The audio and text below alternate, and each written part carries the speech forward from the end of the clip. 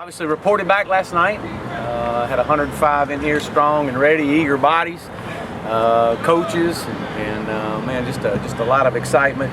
Just basically last night was a procedure meeting, all the expectations that we go through. Got Cedric Lancaster back. He's in our 105. Excited to have him back from last year injury and get him back full throttle. As we all know, as we go through this process and we all do the interviews, you know, there's times I can't talk about injuries, so, you know, there may be things that we talk about on the injured front that I can't talk too much about. I think you guys know that. I just want to make sure we went through it. I can't tell you the excitement level right now of our coaches, our staff, our players to get back on the grass. I think you can look out here and see a bunch of guys ready to go, and you know, from the day they walked off the field at Connecticut, they've been waiting on this day, and a lot of hard work and effort. I want to give Coach Tremaine, Carroll, and his staff, our strength staff, so much praise. They did an unbelievable job getting these guys ready for this point, and they've changed their bodies, they've changed their minds, and man, there's a whole new attitude around here right now, and it's a direct relation to Coach True. Excited about our staff. Our staff has been ready for this and for the opportunity. Obviously, we got in our 105. There's some guys that aren't here. There's obviously Casey Nimchi. Casey's going through obviously going through his rehab, and Nate Halverson, Daniel Gresham, and Sievert Myers. Sievert will be a medical for the year or for the rest of his career.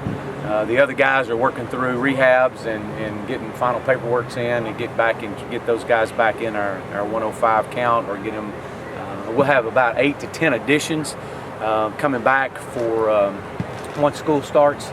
We'll be able to add to our roster, and we'll get back with you guys on all that. But man, I'm just excited. I can't wait to get to the field, man. I got a cold Red Bull and I'm ready to go. So, any questions? From a coaching standpoint, how different is this from what you did in the spring? A lot different. You know, these guys they went through a full spring where everything was brand new. Every day was a first day. To summer workouts, they went through the third quarter phase, which was June, the fourth quarter phase, which was July. And so they know the expectations. They know the culture of this program and this university and our expectations for them. So well, today is a first day of fall camp. This isn't the first time some of these guys have seen us all work together on the field. So with that being said, we should be well ahead of the game where we were in the spring, or I'll be very disappointed coming off the field today. You've said in the past that freshmen are only going to play if they're going to make a major contribution. After the summer, are there any freshmen you think are going to be playing a lot? You know, without mentioning names, yes, there's some guys that are going to play. Okay. Yeah, we signed 23 guys. And, you know, I don't know the exact number that'll play, but I'd be willing to bet that there's going to probably be, you know, 10 to 12 that are going to contribute to this football team in a hurry. So excited about those guys. They're like everybody else. They got to go earn a spot. So, but I anticipate. Matt Davis was talking about how the upperclassmen were trying to catch up the freshmen over the summer. Were you, as coaches, allowed to coach the upperclassmen on how to teach your system, or is that No, you can't. You can't have any football interaction with those guys. You can have 1 hour a week in a meeting with them, and so we're able to have them in a meeting once a week during the course of summer. But as far as getting on the field, getting on the grass with them and coaching them up, we couldn't do that. But I will say this to our upperclassmen: they've done a phenomenal job getting our younger guys up to speed on the expectations and getting them schooled up in some of our schemes. So, but again, you know, there's a lot of things that go through the summer when coaches can't be out there. You know, habits are developed, so we'll spend today breaking some habits that were developed in the summer. But for the most part, we had a phenomenal summer. So I'm really excited about these guys. You look around and you see Chris Weeks and how he's changed his entire body. He's changed his life. And then the list goes on and on. There's so many guys out here that have had a total transformation of their entire body. So and they've bought in. So excited to see where it's going to go. Bring in 2 defensive players with SEC experience. Talk about what David and Dion can bring to this team from a depth standpoint. Well, I'm gonna talk about Dion, and the other I can't talk about at this point. But Dion is obviously bringing in some D-line experience at a school that's been known for D linemen, and obviously playing against those guys. I know exactly what they've had there, and for him to be able to get in and play. with the guys they had meant a lot. So for him to come here, have 2 years left with us, he's going to definitely provide depth and experience, and he's going to push some guys. And so, hey, we're excited about that. You also had Chad Headland. Was it a tough sell to keep him away from North Texas, where his dad coaches soccer? It was. It was. We're excited to have him, and fully anticipate him making a difference this year as well. So excited about it. So just man, I can't tell you. I'm amped up, man. I couldn't sleep last night, and this has been a long time coming. So we're all excited. How much time do you and your staff spend evaluating either the freshmen or which upperclassmen are in shape and ready to go, and then after that switch to putting together a depth chart and starting to look at Baylor? Well, I mean, every day. I mean, that's part of the process that we go through. I mean, we'll obviously come in off the practice field today. We'll go through practice video, break down, where we are, where we stand after today. And, obviously we got GAs and everybody else already having a plan for Baylor. But, basically our day is we're taking one swing a day, one swing at a time. And we'll focus today, and that's our main focus is the next 2.5 hours to have the best practice, the most productive practice of any college football team in the country. And that's what we're going to have here. And then after this is over with, then we're going to go into meetings, and we'll have the most productive meetings of any college football program in the country. Last question. Coach Riley officially was named part of the staff this summer. Talk about what he brings to the program from a special team standpoint. Man, that guy's passionate. That guy is so passionate about special teams, and obviously he's not a coach on the field, but he can coach the coaches. And phenomenal mind of X's and O's, and brings a true pride factor to those special teams. And obviously where he came from, I mean, and that turnaround program that they had down there, and it was a direct relation to the special teams. And so we're excited to have him, and our coaches are definitely excited to have him a part of it. Matt Davis, coming out of the spring, looked like he took some major steps forward. What did you see out of him this summer from a leadership standpoint? Well, like Coach just said, we couldn't watch a whole lot, but Matt did a really good job. We felt like of organizing everything. He got everything together. He took a lot of ownership in that, and just looking forward to all of our quarterbacks today. Seeing they're all going to compete. I told him this morning that hey, every job's open, so let's go out there and compete every day. As soon as we cross the line, that's what we're going to do. So looking forward to watching all of them. The coach mentioned that there are a couple running backs who've been injured. What do you expect out of the guys who are healthy on the field today? Oh man, I'm excited to see what we're going to do. With Prescott being here and Darius and those guys, and then bringing in the two freshmen. I'm really excited to see those guys work and see what we got. But again, just excited to see all of them work. I mean, this is like Coach said, it's been a long time coming. We've been getting ready for this since December 1, and just excited to see what we're going to do. Excited to see what Coach True did in the weight room this summer, see how our guys have changed, and just really excited about that. GA last year, coordinator now. Does this feel any different today? Yeah, it feels a little different. Yeah, we've all worked together always, but we had a lot more planning, a lot more stuff to do to get ready for today. Just from PowerPoint slides is what we are as an offense, what we're trying to accomplish as an offense, and practicing, playing in practice was a little bit new. But again, we're just excited as anything just to get out here on this beautiful day. I mean, we got awesome field crew. I want to throw them a shout out right now. I mean, look at this field. This is unbelievable. They've been working their butt off all summer on the field, and just can't wait to get out here. From your experience, do you expect one part of the offense to accelerate to get ready faster than another?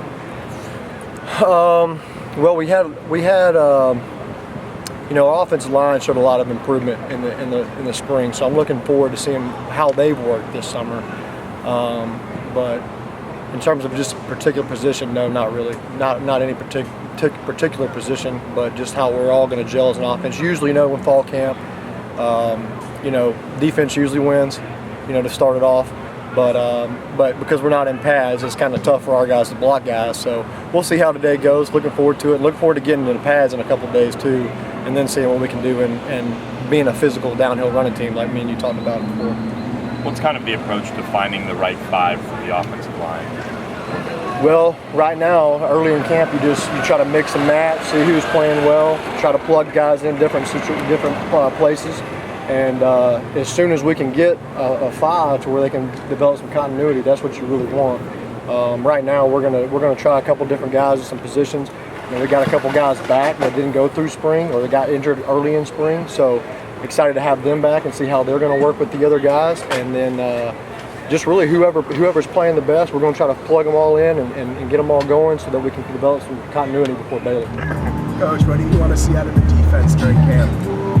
Well, we're just going to take it day by day. Today, what we want to see is get them lined up and play with great effort. We're going to do the best we can to keep it simple for them in terms of the assignments, in terms of the scheme. But we've talked all summer long about finishing, about playing with great effort, about being where you're supposed to be, about communicating. So those are the things that we've talked to them about leading up to today. So we'll see about the rest of the camp when it gets here, but today those are the things we expect. Are there any players that you've moved around from positions from the spring now to the fall in terms of where they'll start out? Not really. We from the safety position, we kind of moved the guy from the field or to the boundary. Well, that's not a big adjustment because we align formationally and we communicate formationally as far as those positions go. But everybody else they'll be in the same place that they were in the spring, and we'll just try to keep things consistent for them. Let them play. Anyone who missed some or all of spring who you've got back and ready to go now? For the most part, we feel good about the guys as they're coming back. Now we miss Shaq, who had a lot of days that he missed, but we saw enough at that time that we were good with where he is. He's had a lot of experience playing the position, well, playing football, not necessarily the star position, but he's a guy that you want to get him back into his rhythm, the things that we saw early in the spring, to get him back in the flow there. Not to mention his leadership out there on the field. So we're excited to have him back and ready for camp. Matt Davis was talking about how the upperclassmen spent the summer teaching some of the freshmen. In Shaq's case, was he doing the teaching, or since he moved to a new position, was he still in the playbook doing the studying? Well, he's the kind of guy, he's going to study either way. But I felt like that what we saw in the spring was good enough to let us know that this was the right move for him. It was the right move for our team, for our defense. So I don't think he was uncomfortable. I think Shaq's a leader, so he was probably learning and teaching all at the same time. How's it feel being out on the field again? First day of camp. It's great. I mean, we're excited. We got a lot of energy. We met yesterday, and I think everybody is just ready to put in the work. We did a lot of work this summer, so it's time to get after it. Does summer feel any different than past summers, like in terms of the work you guys put in? Oh yeah, well, I mean, this is the hardest summer we ever had. We worked as hard as we could. We held each other accountable. We had a great showing for summer 1 and summer 2. We got the freshmen caught up, so we're ready to get after it. How big of a jump do you feel like you've made from spring to summer, going through all the player-led workouts at 7-on-7? I feel like everybody's progressed a lot. Just from learning the offense from the first semester and then going through all the summer, getting a lot of work in, getting a lot of reps in, mental reps and physical reps. I feel like we've all made a lot of progress, and I think we're showing out here at practice. When you talk about catching up the freshmen, did teaching them help you further solidify what you learned in the spring? Oh yeah, for sure. I mean, if you can't teach somebody, you don't really know it. And so, they made me hold myself accountable. All the other older guys made us hold ourselves accountable for having to teach these young guys their plays and their job and their role in different positions and things like that. So, it definitely helped us out a lot. We're getting mental reps as we're coaching them up. So, whether it's protections, routes, reads, anything like that, we're learning a lot. So it was good to be able to do that. You guys have yet to put on the pads yet, but can you talk about the chemistry with the freshman receivers that you've developed, if any? Oh yeah, all the freshman receivers, I think we brought in 6 of them, 5 of them. They're really good. They're ballers, and they have a mix of speed, strength, quickness. All of them are really good at catching the football, so it's good. When you talk about the teaching, is everybody teaching just young guys at their own positions, or is there a handful of the upperclassmen sort of teaching the whole offense, the whole defense, trying to get some scheme stuff for the freshmen? I think it's just I don't think it's a one-on-one thing. I think we're just helping everybody else get to the point where we want to be. I won't just talk to Ben or the other quarterbacks. I can talk to the running backs about protections, or I can talk about their zone steps, or Cortland can talk about different blocking schemes and all, or how he runs his routes and different things like that. Just we want to get everybody on the same page so we can be the best we can be. It's not just about receivers or just about the running backs. It's about everybody in the whole.